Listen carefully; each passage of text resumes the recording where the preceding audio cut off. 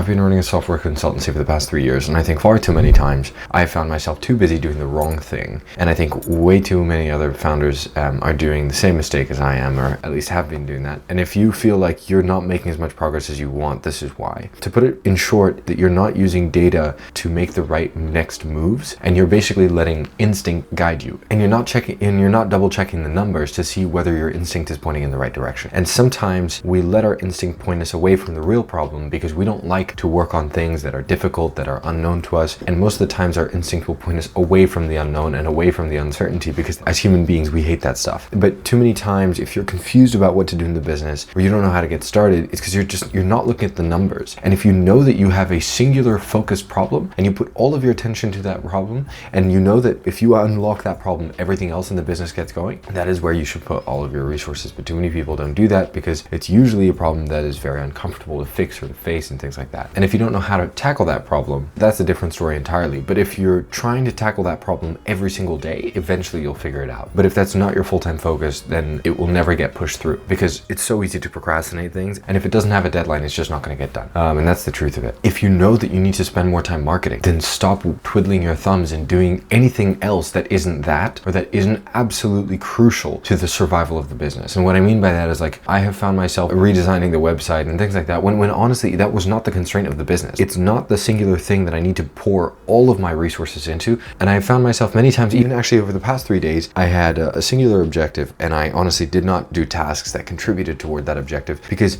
the things that I had to do just weren't as fun, and they were more unknown, and I didn't really know where to start. And I know that the reality is I can hop on, like, literally ChatGPT and ask, hey, how do I get started with this? But I didn't do that. Now I'm playing catch up and things like that. But these things don't have a deadline. If you're your own founder, if you're your own boss, or whatever it is, like, you don't have a deadline, and self-imposed deadlines are never nearly as powerful as those imposed by other people. You need to be looking at the numbers and letting the numbers tell you what to do, rather than trying to figure out what to do yourself. And building out that data visibility is not that complicated. You can ask GPT how to do it. You can ask me. You can comment below. I'll happily, give you context maybe on your business. My business launched some free tech workshops. Like, I link those below on every video, and that is basically to help people for free to figure out how to do that kind of stuff. But it's literally, like, it is so important that you get visibility over the number one thing that you need to be doing. I really wish I had this lesson earlier. It's been something that's been very much on my mind. And it doesn't have to be perfect action, but you do have to focus all of your resources to the singular largest constraint. And I wish I had done this earlier. So I'm going to leave it at that. I'm going to leave it as a very, very short video for today. Feel free to comment any questions you have below. I record on a daily basis, and I will answer as many questions as I possibly can.